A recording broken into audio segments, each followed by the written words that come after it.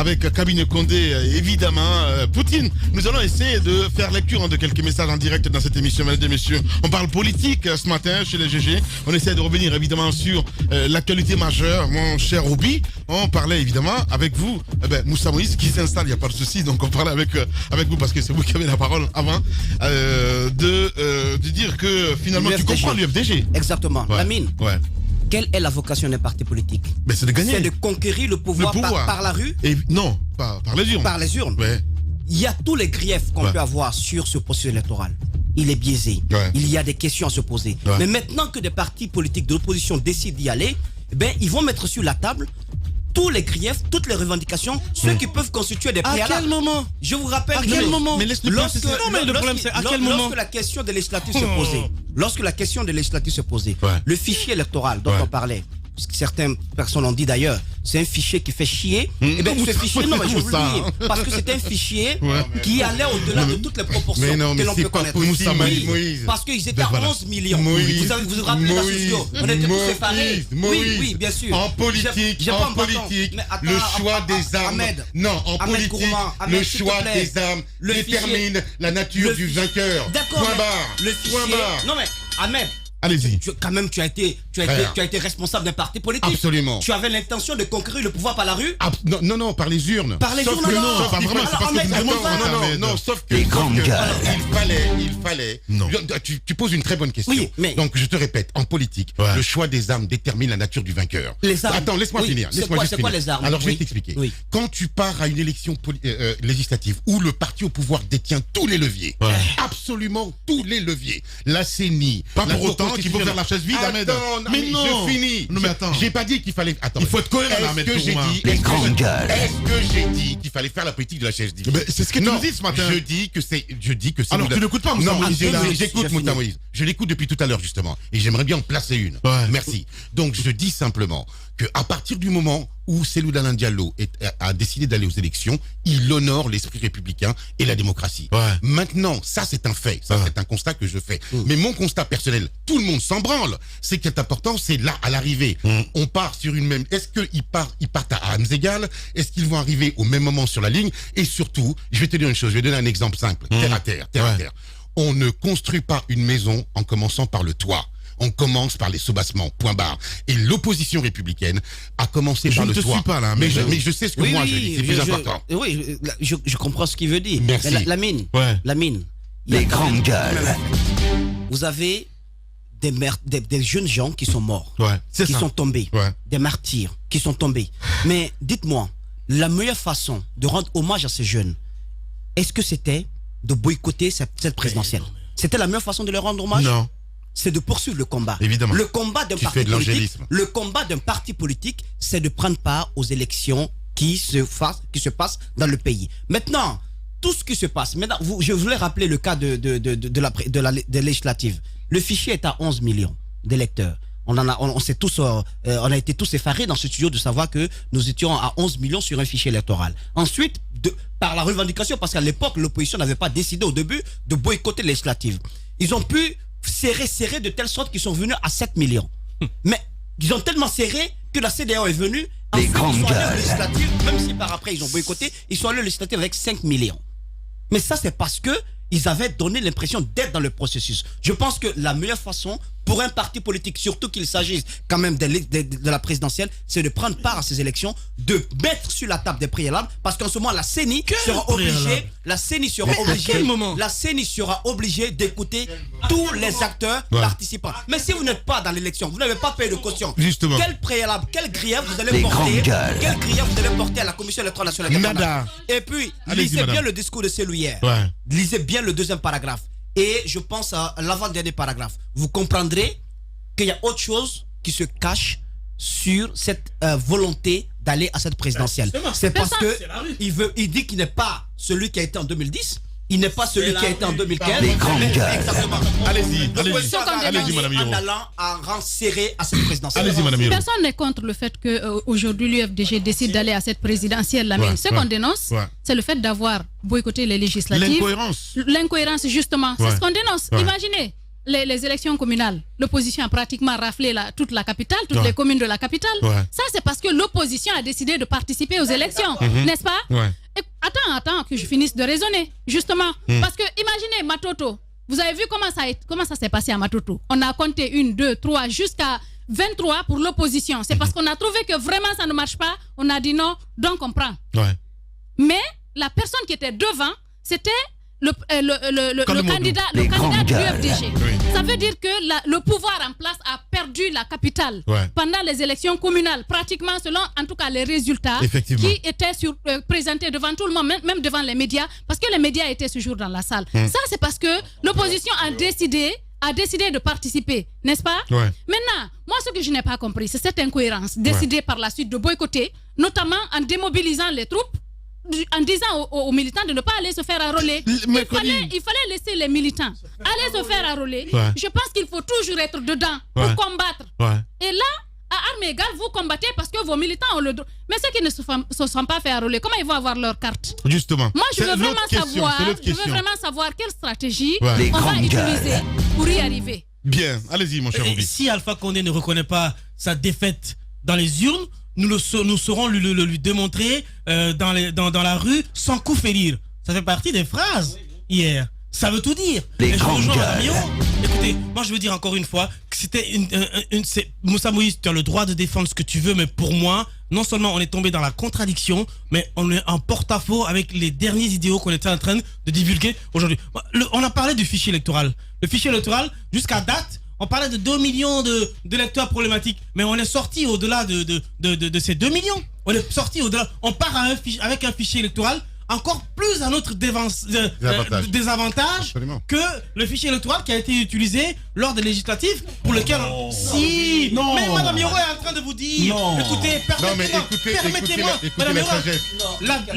Écoutez la sagesse de Madame Yoro. Allez-y, la dernière révision électorale. Est-ce que tu as assisté aux scènes qui se sont déroulées dans les bastions de l'opposition? On a eu des bureaux de vote saccagés.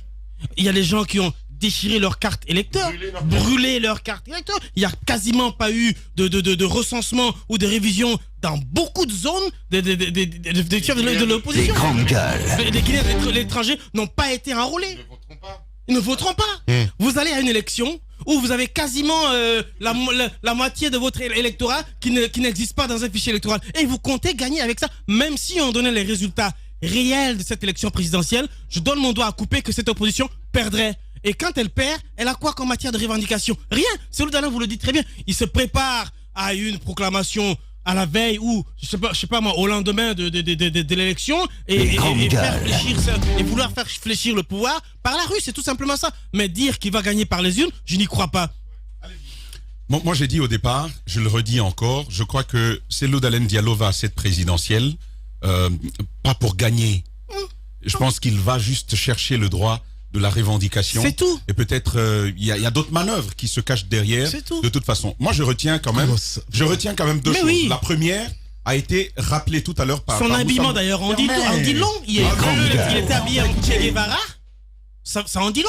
Mais comment oui. Ça Il était habillé en tri lors de son investiture. Ça en dit long. C'est pas en guerre. C'est pas la première fois. Oui, mais possible. sauf qu'il s'habille comme ça pour aller à des manifestations. Roby, allez-y. C'est sa tenue de manifestation.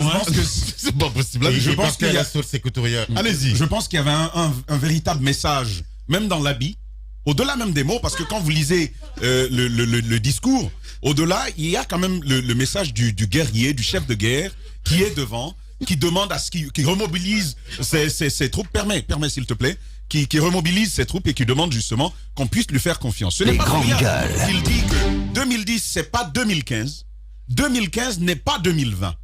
Et qu'il va rajouter que ce Cellou de 2010 n'est plus le même aujourd'hui. Ça, c'est une première chose. Mais antérieurement, si vous vous souvenez, M. Cellou Dalein Diallo avait repris une pensée comme ça qui avait été émise il y a encore plusieurs années par le professeur Alpha Condé. L'opposition est amenée à faire la guerre, à prendre les armes, parce que tout simplement, il n'y a pas de moyen d'alternance régulier au sommet de l'État. Cellou Dalein Diallo a rappelé cette pensée-là, et il ne l'exclut pas.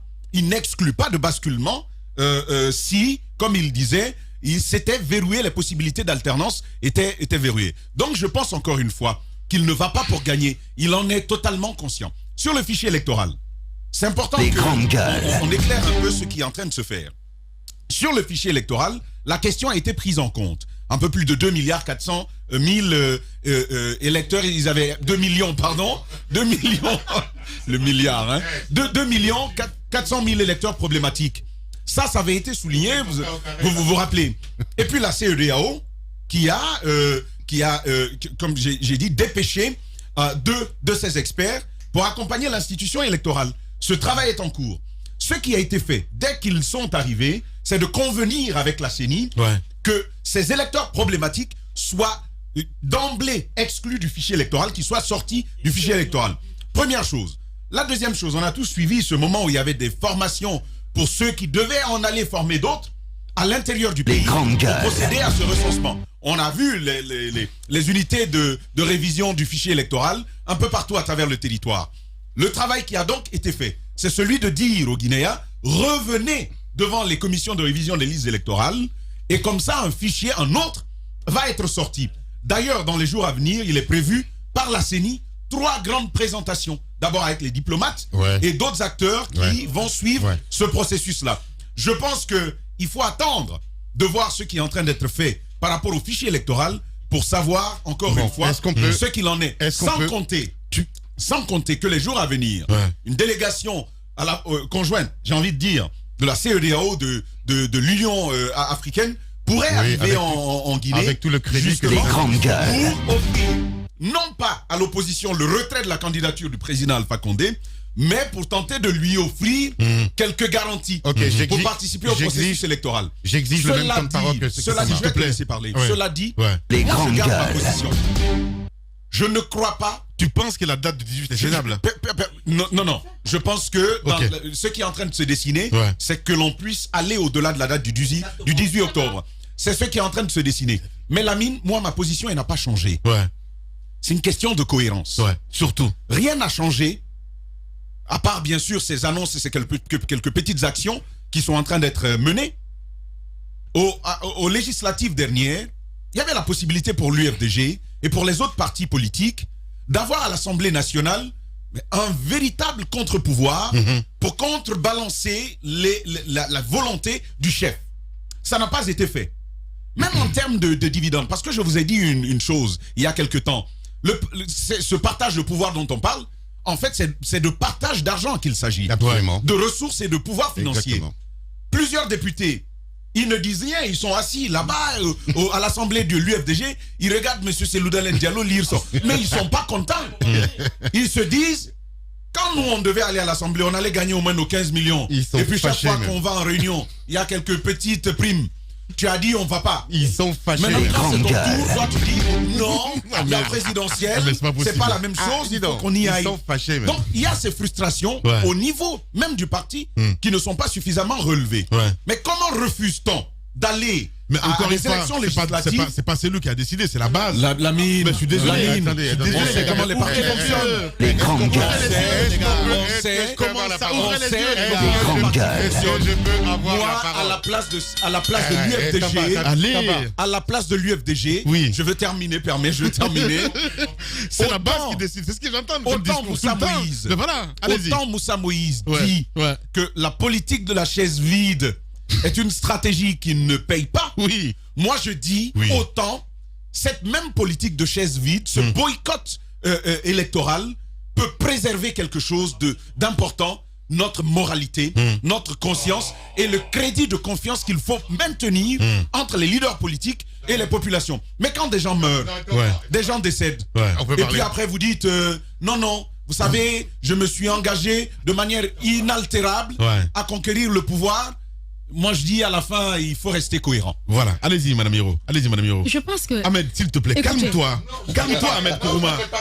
La seule chose qui pourrait peut-être engager le chef de file, il n'est plus chef de file, c'est Mamadou Sylla qui est maintenant chef de file de l'opposition, qui pourrait, moi je me dis, engager Seloudalen à aller à cette élection serait qu'on revoie le fichier. Qu'on fasse la même chose. Dans ce cas, on repousserait les élections. Ça ne pourrait plus être tenable à partir du 18 octobre. je parle au conditionnel. Justement. Qu'on pourrait le faire, qu'on pourrait amener les Guinéens à se faire enrôler à nouveau. Parce qu'il y en a qui ne se sont pas fait enrôler. Alors, là, pas du Par tout. exemple, à l'étranger, les Guinéens de l'étranger ne se sont pas fait enrôler. Ouais. Vous avez vu ici, comme on appelle dans certains fiefs de l'opposition, soit si c'est pas l'encre qui manquait, c'est du papier qui manquait. Mais il y a des choses qui manquaient pour détruit ne tout. pas que ceux qui veulent se faire enrôler se fassent enrôler. Ouais. En tout cas, pour certains membres de l'opposition qui avaient décidé de partir aux élections législatives, ce qui pourrait les aider, en tout cas pour donner une once de crédibilité à cette élection, serait qu'on revoie encore le fichier. Mais sinon, si ce n'est pas le cas, pour ceux qui ne prennent pas aux élections, bien entendu, mais si c'est pas, ils peuvent mettre la pression, ils peuvent le faire, ils peuvent mettre la pression pour qu'on revoie le fichier, pour que ceux qui ne se sont pas fait, parce que le vote c'est un droit quand même pour les Guinéens. On pourrait prendre en compte ce droit pour les Guinéens là qui décident d'y aller, qu'on leur dise d'accord, nous vous donnons la latitude de le faire pour encore donner plus de crédit à la présidentielle. Si ce n'est pas le cas, franchement, je me dis que c'est voué à l'échec que de participer à cette présidentielle. C'est une façon d'entériner le troisième mandat. Bien dit, bien dit. Tu vois cette date tenir ou pas du tout, Ahmed? Non, elle est intenable pour moi, mais au-delà de ça, on va dépassionner le débat parce que je sens qu'à mon extrême droite là-bas, il y a les tenants et bref, bon, on va dépassionner le débat, faire de la politique pure et simple. Je t'explique. Ce que Alpha Condé a fait, qui est magistralement bien fait, c'est ce que François Mitterrand a fait dans les années 80. Il a fait monter le Front National et il a affaibli tous les partis de droite.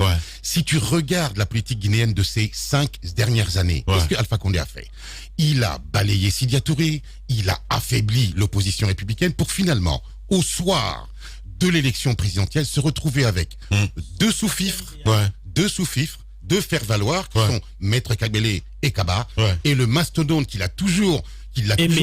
fini. Merci.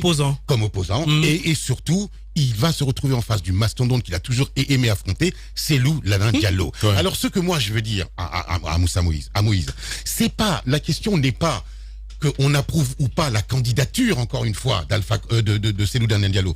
En tant que républicain, on ne peut que le féliciter. La question, c'est les conditions dans lesquelles il participe à cette élection. Quelles sont les revendications qu'ils ont mis sur la table, auxquelles moi, à l'époque, j'ai participé, qu'ils ont obtenues. Je vous rappelle quand même, les grandes gueules. Alpha Condé n'a fait aucune concession. Aucune.